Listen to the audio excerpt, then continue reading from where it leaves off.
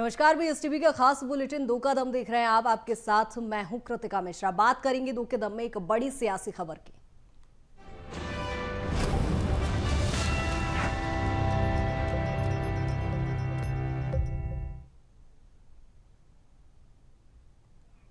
दो के दम में बात करेंगे जहां ग्वालियर एमएमएस के बाद अब एक ऑडियो भी सामने आया है। आपको बता दें कि पूर्व मंत्री इमरती देवी का ये ऑडियो बताया जा रहा है, जहां ऑडियो में एमएमएस कांड का वीडियो वायरल करने की बात कही जा रही है। ऑडियो में इमरती देवी ने कहा है कि कई चौंकाने वाली बातें इसमें कही है कि किसी शख्स से वीडियो पोस्ट करने के लिए वो बात कह रही हैं, वीडियो पोस्ट करें और डिलीट करके उससे पैसे मांग ले। ये ऑडियो में स्पष्ट तौर पर सुनाई दे रहा है। कांग्रेस विधायक सुरेश राजे के एमएमएस के बाद अब ये ऑडियो वायरल हो रहा है। हालांकि बीएसटीवी इस वायरल ऑडियो की पुष्टि नहीं करता है, लेकिन इस ऑडियो में इमरती देवी की आवाज सुनाई दे रही है और ये ऑडियो भी आपको सुनाएंगे, जहां आपको बता दें कि इस ऑडियो में साफ तौर पर सुरेश राजे के वीडियो को लेकर भी जिक्र किया गया है। हालांकि बीएसटीवी इस ऑडियो की पुष्टि नहीं करता है, लेकिन माना जा रहा है कि इमरती देवी की ये आवाज है और एमएमएस के बाद अब ये ऑडियो सामने आया है, तो ऐसे में मध्य प्रदेश में सियासत और भी गर्मा गई है। आपको बता दें कि चुनावी साल है और ऐसे में पूर्व मंत्री इमरती देवी का ये ऑडियो जब सामने आया है तो ऐसे में सियासत और भी गर्मा गई है। ऑडियो में एमएमएस कांड का जिक्र किया गया है, सुरेश राजे का जिक्र किया गया है। ऑडियो में इमरती देवी ने कहा है कि ये ऑडियो वायरल किया जाए, उसके बाद डिलीट कर दिया जाए और पैसे मांगे जाए। साफ तौर पर यह बात स्पष्ट इसमें सुनाई दे रही है।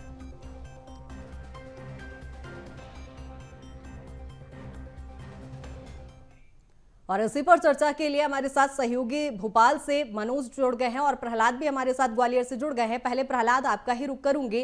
जिस तरह से हम ये ऑडियो जो वायरल हो रहा है इसमें सुन रहे हैं, साफ तौर पर इमरती देवी की आवाज सुनाई दे रही है। हालांकि बीएसटीवी इसकी पुष्टि नहीं करता है।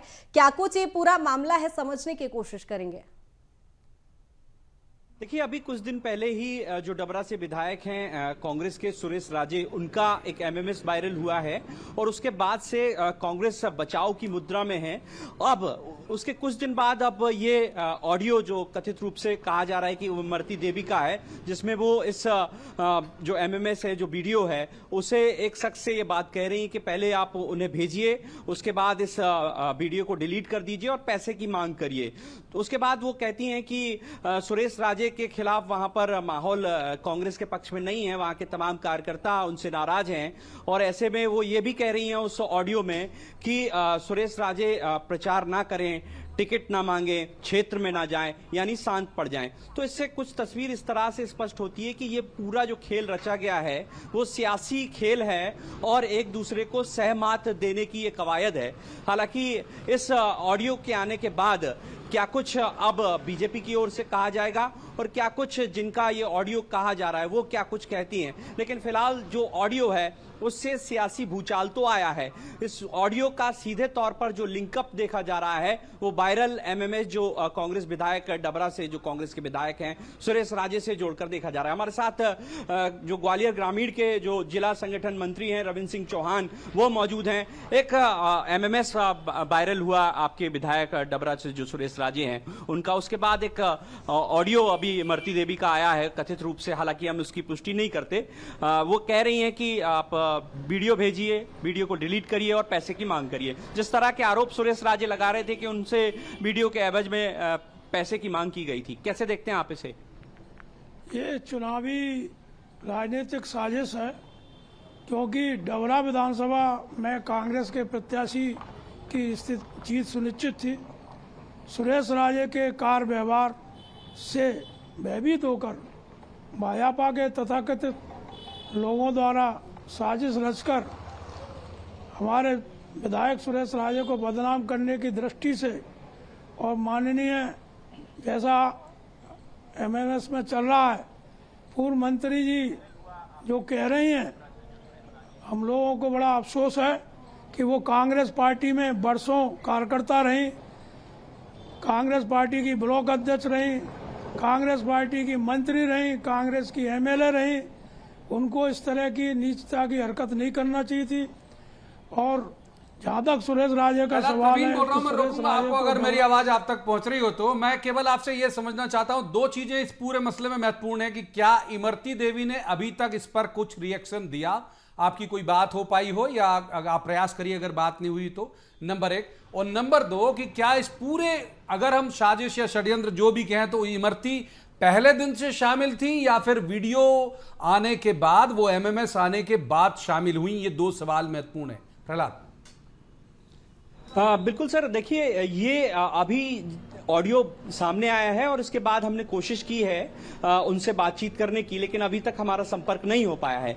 लेकिन अगर इस वायरल एमएमएस की बात करें जो विधायक सुरेश राजे का है, ये तकरीबन 2 से 3 महीने पहले इस तरह के वीडियो की चर्चा थी और कयास लगाए जा रहे थे कि ये बीजेपी की ओर से इसे पूरा प्लान किया गया है। लेकिन अब चूंकि ये ऑडियो आया है जिसमें इमरती देवी इस एक वीडियो के बारे में बातचीत करते हुए नजर आ रही हैं, तो कहीं ना कहीं तार उनसे जुड़ रहे हैं। हालांकि अब ये बात तो वो ही जानती होंगी क्या कुछ वो इस पर कहेंगी, लेकिन फिलहाल अभी तक उनकी ओर से इस विषय पर कोई बयान सामने नहीं आया है। जी सर। बिल्कुल, हमारे साथ सहयोगी मनोज भी भोपाल से बने हुए हैं। मनोज, जिस तरह से हम देख पा रहे हैं इमरती देवी का ये ऑडियो वायरल हो रहा है, पुष्टि हालांकि हम नहीं करते हैं कि ऑडियो किसका है, लेकिन इस ऑडियो के मायने क्या कुछ निकाले जाए, चूंकि साल भी चुनावी है? जी बिल्कुल, लगातार जिस तरीके से ऑडियो सामने आया है और उस ऑडियो में जो बातें कही गई थी उससे सीधा कनेक्शन एमएमएस कांड से जुड़ता हुआ नजर आ रहा है। हालांकि बीएसटीवी इस कथित ऑडियो की पुष्टि नहीं करता, क्योंकि अभी तक इमरती देवी की तरफ से कोई भी रिएक्शन इस ऑडियो की तरफ के वजह से नहीं आया है और कुछ उन्होंने बोला भी नहीं है। लेकिन यदि इसके सियासी मायने निकाले जाएँ तो सीधे तौर पर जो सुरेश राजे जब एसपी से मिलकर जब उन्होंने इस एमएमएस की शिकायत की थी और साफ तौर से इसे फर्जी करार दिया था और उन्होंने सीधे तौर पे बीजेपी पर यह आरोप लगाया था कि ये षड्यंत्र है। लेकिन अब ऑडियो आने के बाद जो कथित ऑडियो है उसमें साफ तौर से इमरती यहाँ पर ये कहती हुई नजर आ रही कि ऐसा पूरा माहौल बना दो ताकि टिकट सुरेश राजे को कांग्रेस से ना मिले। इससे उनका क्या फ़ायदा होगा, क्या सियासी फ़ायदा उनको 2023 के चुनाव में होगा, जब टिकट मिलेगा, जब ये तय हो पाएगा कि उससे उन्हें कितना फ़ायदा मिलेगा। लेकिन दूसरी तरफ वो ये भी कह रही हैं कि यदि उन्हें टिकट मिलता है तो डबरा सीट पे जो तमाम कांग्रेस के नेता हैं वो उनके खिलाफ है, उनके लिए काम नहीं करना चाहते और सीधे तौर पे उसका फ़ायदा इमरती देवी को मिलेगा, यानी इमरती देवी के लिए वो काम करेंगे। इस तरीके के माहौल बनाने की बात जो है वो इस वीडियो को वायरल करने के लिए भी कह रही है और इस बात का भी वो जिक्र कर रही है कि इसे वायरल करने से पहले इसे पोस्ट करो सुरेश राजे को, और सुरेश राजे जब इस वीडियो को देख ले तो उसके बाद उनसे पैसे की डिमांड की जाए। तो कई सियासी मायने हैं, क्योंकि टिकट का संकट भी है, इमरती देवी को बीजेपी से मिलेगा या फिर नहीं मिलेगा ये भी एक बड़ा सवाल है। लेकिन इमरती देवी सभी तरीके के प्रयास कर रही है और ये ऑडियो जो वीडियो है ये तमाम जिस तरीके से सियासत डबरा में देखी जा रही है, कहीं ना कहीं इमरती पूरी ताकत लगा रही है ताकि उन्हें बीजेपी से टिकट मिल सके। लेकिन जो अंदर रोकेंगे मनोज आपको, माफ कीजिए रोकेंगे। पहले वीडियो तो लगातार दर्शकों ने देखा, हम आज आपको ऑडियो सुनाते हैं जिसका जिक्र हो रहा है, जिससे ये लग रहा है कि इस पूरे मसले को लेकर इमरती देवी कहीं ना कहीं किसी भी स्तर पर इसकी सूत्रधार थी। सुनिए जरा। नेक देर को फिर डिलीट कर देना, उसको डाल के इसको देखो, देख के और तुरंत डिलीट कर देना। जो फिर कहना कि पैसा दे दो या जो वीडियो वायरल करना या रखना के आप पतो लगाना।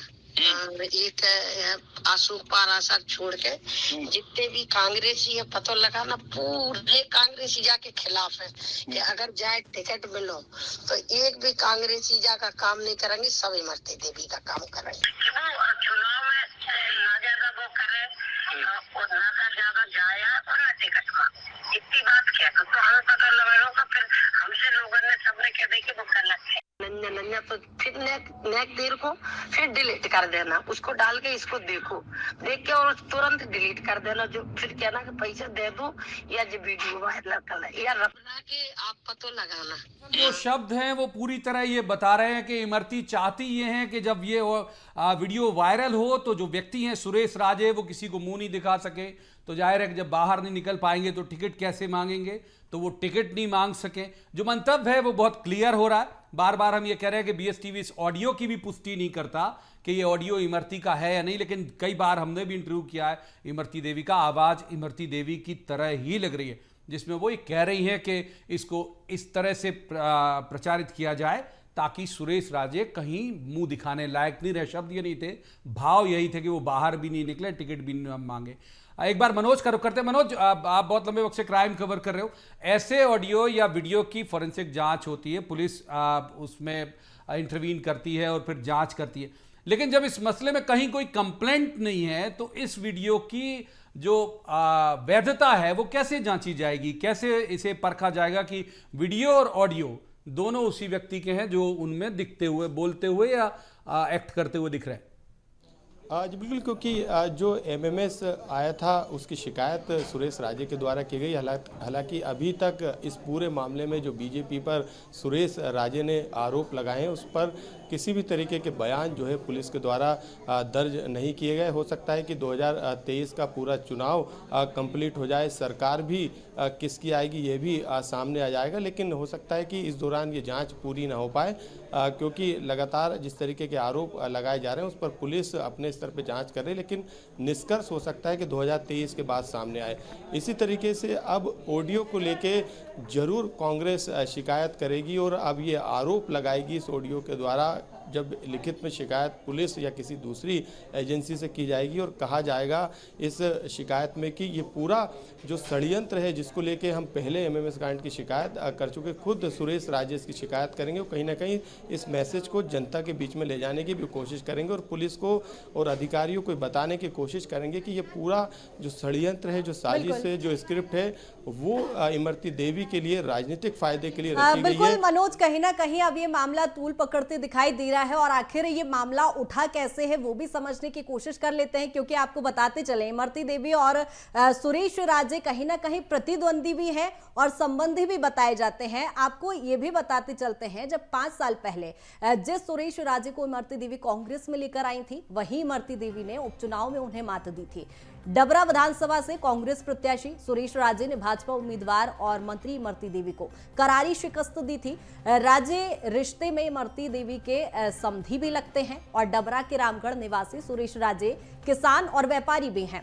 गल्ला और सब्जी मंडी ने उनका कारोबार भी है और ये पूरा यदि सियासी समीकरण देखें तो एक दूसरे को कुल मिलाकर ये कहा जा सकता है कि वो सगे संबंधी भी हैं और प्रतिद्वंदी भी हैं। और इसीलिए कहीं ना कहीं जो साल 2020 में जो 28 सीटों पर उपचुनाव हुए थे उसके रिजल्ट्स पर भी देखें तो कहीं ना कहीं पुरानी एक विवाद भी हम इसको ले सकते हैं। आपको बता दें कि सुरेश राजे को कांग्रेस में इमरती देवी ही लाई थी और करारी शिकस्त चुनाव में हमने देखी, जो परिणाम सामने आए थे उसमें इमरती देवी को उन्होंने करारी शिकस्त दी थी। दो प्रवक्ता हमारे साथ जुड़ गए हैं, बीजेपी से हमारे साथ हैं दुर्गेश केसवानी, स्वागत है दुर्गेश जी। दूसरे मेहमान है कांग्रेस से स्वदेश शर्मा, स्वदेश जी का भी स्वागत है। पहले चलते हैं दुर्गेश केसवानी जी के पास। दुर्गेश केसवानी जी, बीएसटीवी एक ऑडियो दिखा रहा है, आप मैं उम्मीद करता हूं कि आप सुन चुके होंगे, यदि नहीं सुने होंगे तो हम आपको तत्काल सुना देंगे अभी, जिसमें इमरती देवी कह रही हैं उस व्यक्ति से, वो व्यक्ति कौन है दूसरी तरफ ये अभी क्लियर नहीं है, लेकिन कह रही हैं कि इस वीडियो को अपलोड करो, उससे पैसे की मांग करो, उसके बाद डिलीट कर दो, यानी इस स्थिति तक पहुंचा दो कि जो एमएलए है वो बाहर भी नहीं निकल पाए। पहली टिप्पणी आपकी, किस तरह की राजनीति है ये और किस तरह की, यदि इमरती देवी उसमें है तो ये किस तरह की षड्यंत्र वाली राजनीति वो कर रही है? देखिए, मुझे लगता है कि कांग्रेस का डर्टी टेस्ट डिपार्टमेंट इस समय काम कर रहा है और अगर सुरेश राजे जी का जो वीडियो आया, लीक हुआ सोशल मीडिया पे, तो निश्चित रूप से उनको पहले सफाई देनी चाहिए थी। पहले अगर कोई उनको परेशान कर रहा था तो उनको करना चाहिए था। पर अब जब ये वीडियो जो ऑडियो इमरती देवी जी का आप बोल रहे हैं तो ये कहीं ना कहीं कांग्रेस इसमें लिपापोती करती हुई नजर आ रही है। किसका ऑडियो है, किसने जारी किया है, ये निश्चित रूप से जांच का विषय है। पर कांग्रेस का जो चरित्र था वो जनता के समक्ष है। सुरेश राजे जी ने जो किया है वो क्षमा योग्य नहीं है। हम तो कमलनाथ जी की तरफ देख रहे हैं, हम तो प्रियंका गांधी जी की तरफ देख रहे हैं, हम तो राहुल गांधी जी की तरफ देख रहे हैं कि वो अपने विधायक पर क्या कार्रवाई कर रहे हैं। बाकी जनता भली भांति जानती है। जनता, दुर्गेश जी, आपने कहा, रोकूंगा आपको, आपने कहा कि भाई पहले इस पर कुछ करना चाहिए था या उस समय वो मौन क्यों थे? अगर आपको याद हो तो उसी दिन वो एसपी ऑफिस गए थे, उसी दिन सुरेश राजे ने बीएसटीवी से बातचीत में कहा कि मुझसे पैसे की डिमांड की गई, मुझे ब्लैकमेल किया जा रहा था। यानी जो आज ऑडियो जारी हुआ है उसका जिक्र वो उसी वक्त कर चुके थे जिस वक्त ये वीडियो आया था। देखिए, मध्य प्रदेश में कानून का राज है। मुख्यमंत्री शिवराज सिंह चौहान जी, गृह मंत्री डॉक्टर नरोत्तम मिश्रा जी हैं। इनको पहले ही अगर कोई इस तरह से ब्लैकमेल कर रहा था तो इनको, नरोत्तम जी तो उनके ही डबरा में ही रहते हैं, उन्हीं के ही साथ इन्होंने जीवन की अपनी राजनीतिक कैरियर शुरू किया है, तो इनको संकोच क्यों हुआ इन सब चीजों में? मुझे लगता है ऐसा नहीं करना चाहिए। जब सोशल मीडिया पे इस तरह के जो वीडियोस आ जाते हैं, उसके बाद आप अगर अपन क्लेरिफिकेशन देंगे, अपन ये करते रहेंगे, तो जनता उसको अच्छा नहीं समझती है। प्रवीण जी, इनको निश्चित ही जनता से माफी मांगनी स्वदेश शर्मा जी को इन करते। स्वदेश जी, आपको क्या लगता है? बार बार कह रहे हैं कि हम इस ऑडियो की पुष्टि नहीं करते हैं, लेकिन आवाज जो सुनने में लग रही, जैसे मैंने कहा कि कई बार हमने भी इंटरव्यू किया है, ये इमरती देवी की आवाज जैसा ही लग रहा है। आपकी पहली टिप्पणी इस ऑडियो में जिसमें वो ऐसा लग रहा है कि जैसे उस षड्यंत्र का मैं शामिल थी। प्रवीण जी, पहली बात तो ये कि मैं इमरती देवी की बहुत जमाने से जानता हूँ। इमरती देवी का जो जिस तरह का रवैया रहा है, वो हमेशा षड्यंत्रकारी राजनीति महिला रही है, तभी वो राजनीति में इतनी जल्दी सक्सेस हो गई हैं। उनकी अगर पृष्ठभूमि को उठाकर देखोगे तो आप पाओगे कि इमरती देवी ने रातों रात किस हाइट को पकड़ लिया।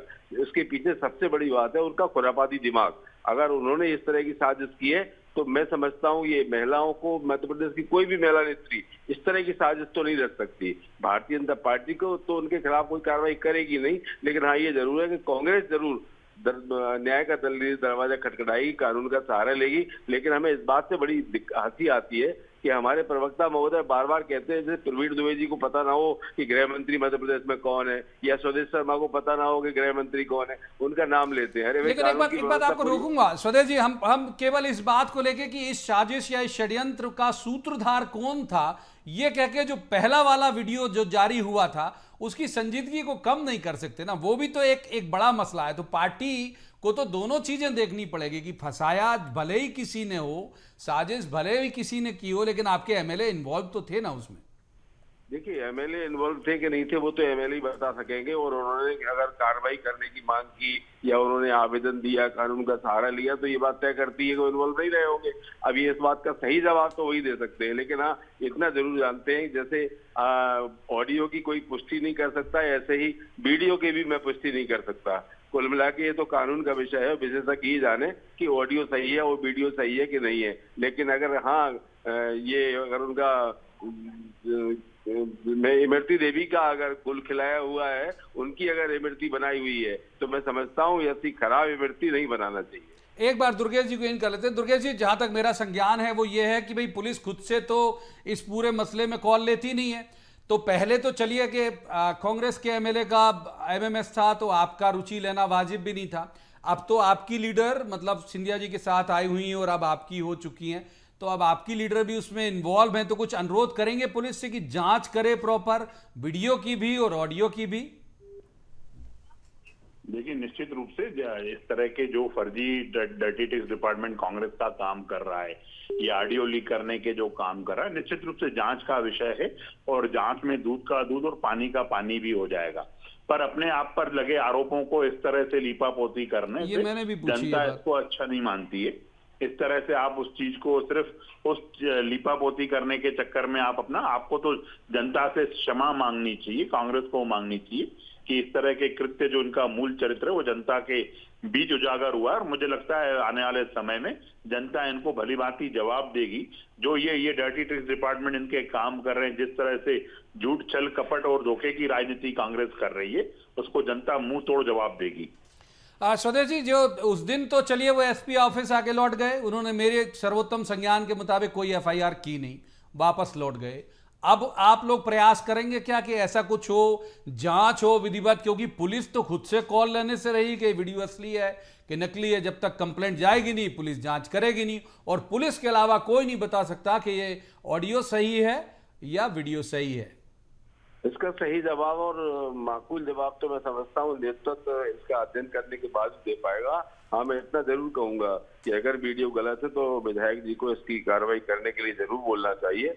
क्योंकि इस तरह की डर्टी पॉलिटिक्स जो भाजपा करती है इसका पर्दाफाश होना बहुत जरूरी है। मध्य प्रदेश में से डर्टी पॉलिटिक्स के लिए नहीं जाना जाता था, लेकिन जब से भाजपा आई है माफिया राज के रूप में पहचान मध्य प्रदेश की बनी, अब डर्टी पॉलिटिक्स के नाम पे बनने लगी है। ऐसा मध्य प्रदेश में होना मैं समझता हूँ बड़ा दुर्भाग्यपूर्ण है। दुर्गेश जी तक अगर आवाज जा रही हो तो ये जरूर पूछ लेंगे। दुर्गेश जी, कहीं वजह ये तो नहीं थी कि जो रिपोर्ट जो बता रही थी, जो सर्वेज बता रहे थे, वो ये बता रहे थे कि इमरती जी कमजोर हैं इस वक्त अभी चुनाव को लेके और उनके पास चैलेंजेस ज़्यादा हैं कांग्रेस की तुलना में, तो क्या इसी बेचैनी की वजह से ये रचा गया होगा? यदि रचा गया है तो हम बार बार कह रहे हैं कि हम इसे ओन नहीं कर रहे हैं, यदि रचा गया है तो कह रहे हैं कुछ दिक्कत है, शायद तकनीकी दिक्कत है दुर्गेश जी के पास। स्वदेश जी के पास यही सवाल लेके चलते हैं। आपको लगता है स्वदेश जी की वजह यही रही होगी कि इमरती जी का जो सर्वे रिपोर्ट है वो पुअर आ रही थी, तो इसी वजह से अगर उन्होंने कुछ किया है तो इसी वजह से किया होगा कि सामने वाले का विकेट गिरा दो तो अपने आप मजबूत हो जाए? प्रवीण जी, आप अतिशयोक्ति मत समझना जो मैं आप कहने जा रहा हूँ कि प्रवीण दुबे एक ऐसे शख्सियत का नाम है जो मध्य प्रदेश छत्तीसगढ़ की राजनीतिक नक्शे को बहुत अच्छे से समझने वाले व्यक्ति हैं। उनको पता है कि मध्य प्रदेश में भाजपा का हाथ क्या होने वाला है, तो आप खुद ही अंदाजा लगा लीजिए। भाजपा निश्चित रूप से डर्टी पॉलिटिक्स करने पर इसलिए आतुर है कि वो जान चुकी है कि वो सत्ता से बेदखल हो रही है, बाहर जा रही है। और माननीय कमलनाथ जी मध्य प्रदेश में मुख्यमंत्री पद की शपथ लेने की और बहुत आगे बढ़ चुके हैं। भाजपा इसलिए परेशान है और तरह तरह के हथकंडे अपना रही है। चलिए, बहुत शुक्रिया सदैव जी, बहुत शुक्रिया। दुर्गेश जी यदि कनेक्ट है तो बहुत शुक्रिया। एक बार रिपोर्टर का रुख कर लेते हैं हम, यदि मनोज हमारे साथ कनेक्ट होंगे तो। मनोज, अभी तक अगर मनोज हमारे साथ कनेक्ट है, मनोज एक सवाल मैं आपसे करूंगा कि अभी तक मध्य प्रदेश की राजनीति में इस तरह का विषाक्त, एक हिंदी का शब्द है, विषाक्त राजनीति जो है एमपी में अभी तक देखने नहीं मिली। चुनाव कितने भी स्तर पे आ रहे हों, लोग 50 तरह के आरोप लगा देते थे, करप्ट कह देते थे, लेकिन ये जो विषाक्त राजनीति का चलन शुरू हुआ है, हम बार बार कह रहे हैं कि यदि इसमें पॉलिटिशियन इन्वॉल्व हैं तो अभी हम ओन नहीं करते ना वीडियो को ना ऑडियो को, तो लेकिन ये चलन आपको लगता है बहुत खराब है और आने वाले दिनों में और भी हम उम्मीद कर सकते हैं कि ऐसी और सीडीज एमएमएस आ सकते हैं मार्केट में? जी बिल्कुल, क्योंकि जब हनी ट्रैप का पूरा मामला सामने आया था उसमें कई एसआईटी बनाई गई थी, एसआईटी के चीफ को चेंज किया गया था और ये कहा जा रहा था कि कांग्रेस के पास कई बीजेपी के नेताओं के वीडियो हैं। हालांकि अभी तक जो बंद लिफाफा दिया गया था कोर्ट में, उसमें किस तरीके के वीडियो थे, किन किन नेताओं के वीडियो थे, इस बात का खुलासा नहीं हो पाया। लेकिन जिस तरीके से कांग्रेस के एमएलए सुरेश राजे का जो एमएमएस सामने आया, उसके बाद कांग्रेस के अंदर चर्चा जरूर थी कि बीजेपी के भी कई दिग्गज नेता हैं जिनके वीडियो जो है पार्टी के पास हैं और ऐसे में हो सकता है कि काउंटर करने के लिए कांग्रेस की तरफ से भी इस तरीके के वीडियो। ठीक है, एक बार प्रहलाद का रुख कर लेते हैं। मनोज, प्रहलाद, आपने उस समय बहुत तत्काल, बहुत रफ्तार के साथ रिएक्शन किया था सुरेश राजे का भी, अब आप प्रयास करिए कि इनका हो जाए। दूसरा एक सवाल मेरा यह है कि इस ऑडियो के बाहर आने के बाद जो राजनीतिक गलियारा, खासतौर पर ग्वालियर चंबल का, जहां से पूरी सियासत गवर्न होती है अभी भी, वहां पर क्या रिएक्शन आपको देखने को मिल रहे हैं? देखिए, साफ तौर पर जब से एमएमएस कांड हुआ है तब से कांग्रेस बहुत बचाव की मुद्रा में है और कांग्रेस ये सबूत तलाश रही थी कि इस घटनाक्रम के पीछे कौन है। सीधे तौर पर नाम नहीं ले पा रहे थे सुरेश राजे, उनकी पीड़ा उनके भीतर थी और वो जब हमें मिले उन्होंने साफ तौर पर कह दिया था कि उन्हें ब्लैकमेल किया गया, उनसे पैसे मांगे गए। लेकिन उन्होंने जिस तरह से तैयारी करके वो आए और अब इस पूरे खेल में कमबैक किया है, तो निश्चित तौर पर एलिगेशन सीधे तौर पर इमरती देवी पर लगेंगे और कांग्रेस ने पूरी तैयारी कर ली है कि वो इस विषय पर जो सियासत हुई है, जो एमएमएस कांड हुआ है, उसके बाद ये ऑडियो कांड हुआ है, तो इस पर सीधे तौर पर कांग्रेस और इमरती देवी अब आमने सामने होकर टकराव की मुद्रा में आएंगे और ये जो जंग है सर अभी आगे जाएगी और ये जो जंग है वो अभी रुकने वाली नहीं है। जी, जाहिर बात है जंग आगे जाएगी, हालांकि चलन बहुत खराब है अभी तक, जैसे मैंने कहा। कृतिका, बिल्कुल प्रहलाद जी, कहीं ना कहीं ये मामला और तूल पकड़ते दिखाई देगा। प्रहलाद जी, बहुत शुक्रिया तमाम चर्चा के लिए। मनोज, आपका भी बहुत शुक्रिया। चुनावी साल है, आरोप प्रत्यारोप का दौर, जहां हमने देखा अब कहीं ना कहीं एक दूसरे की छवि धूमिल करने के लिए डर्टी पॉलिटिक्स का भी सहारा अब चुनावी साल में लिया जा रहा है। देखने वाली बात होगी इन आरोपों का कितना खामियाजा पार्टीज को भुगतना पड़ता है। फिलहाल हमारे इस खास बुलेटिन में इतना ही। बने रही BSTV के साथ। नमस्कार।